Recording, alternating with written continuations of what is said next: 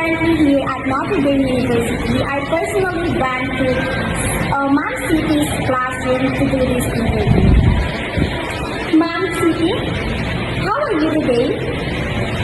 Actually, I'm feeling fine and at the same time I'm exhausted because we just recently finished a student orientation where I was the facilitator slash MC, and it's actually quite exhausting because we were with the STEM students and I have facilitated a total number of 400 students for today. And we will be having another orientation for the parents tomorrow for grade 12 and then on Saturday for grade 3. Now, ma'am, can you discuss to us what is your teaching position and what are the subjects you are currently teaching? Okay, so currently I am a junior teacher 3. I was recently promoted. Actually, I am in 5 years of my teaching service. Aside from that, for the subject that I'm currently teaching, because I have taught a lot of subjects. Like, for instance, I have taught MIL. I also taught contemporary arts. I was also teaching creative writing, creative nonfiction, and the such. But for this school year, I was assigned to teach contemporary arts from the different regions, contemporary arts from the regions, and then I also have research subjects. Well, ma'am, that's actually inspiring. Now, I prepared 3 questions for you as a professional teacher. These for us to gain more understanding what does teaching profession mean for us to reflect your own experience as a teacher. Because I believe that as future educators, we should be knowledgeable enough about the profession we're taking up. Here's the number 1 question. What is teaching profession? Okay, so if I'm going to be subjective about what teaching profession really means, in my 5 years of experience, actually, as a teacher, that's quite a short experience. It's just 5 years. I've seen a lot of teachers who have gone through 10 years, 15 years, 20 years, and such, and they have still that motivation, or they're still motivated to teach learners. Now, if I'm going to answer that, teaching profession for me is actually a devotion. It's a devotion because it requires time, it requires your full effort, sometimes it requires your life as a teacher. You really have to be dedicated because you are to transform students. You are to help shape the minds of learners. Now, if ever you got mistaken for, let us say, for a specific topic or let's say lesson, then that will basically ruin the learnings of the students. So I say that a teaching profession, aside from, of course, it's actually a job for me as a teacher, it's really a devotion. You really have to extend your time. You really have to give a lot of effort. Of course, you really have to do research. It's like you're studying or doing your study every year. And last but definitely not the least, a teaching profession for me is actually part of living. So I know I have a lot of years to come when it comes to teaching.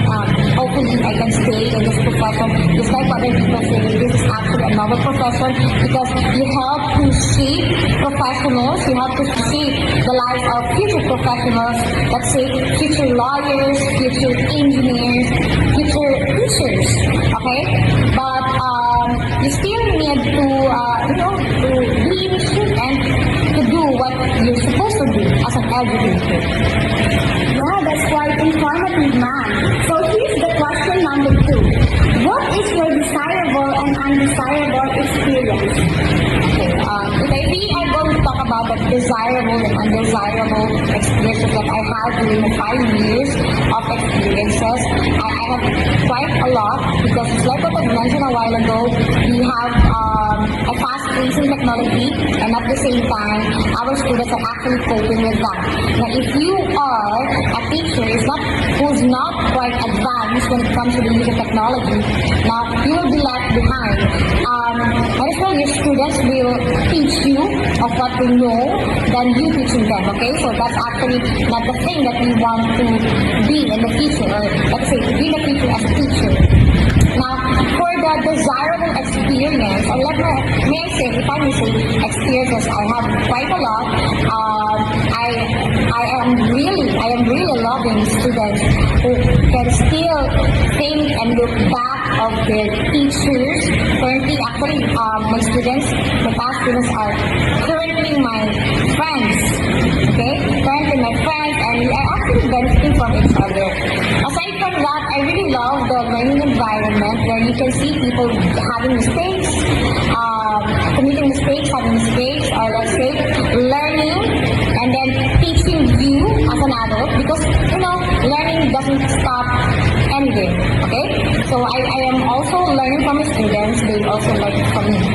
They learn from me as well. Now, for undesirable experiences, a while ago, I've made mention about teaching profession as a devotion. Now, sometimes, as human beings, we are not open-minded all the time. It's like what I've mentioned, you really need to sacrifice your time, you really need to sacrifice efforts, time with family, and such. I really regret sometimes having not, I really regret sometimes not being able to see my family because I need to overtime for work. But actually, it's part of it.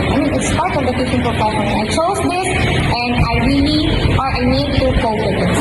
So those are the desirable and undesirable experiences that I have in the teaching profession.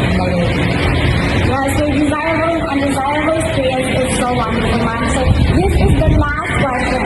What is your message to aspiring teachers? Okay, for my message to the aspiring educators out there, I have been a cooperating teacher back then, last school year, and I also have interns or pre-service teachers, and I'm always telling this to them. If you really want to be a teacher, you need to be very patient. Okay? You really need to be very patient because you're dealing with a lot of people coming from different backgrounds. They are actually diversified, and that sometimes they do not know or they do not understand. They do not understand the background where you came from, and that's where the conflicts are. As much as possible, be open-minded. You must be patient, and if you really need to improve your students, you must improve yourself first. So learning doesn't stop as an educator. Learning doesn't only stop when you graduate college. So you need to learn more. You need to study forward and earn your master's degree, earn your PhD and such. Because in that way, you are also helping your students to be an individual they want to be, just teach. As ma'am, as a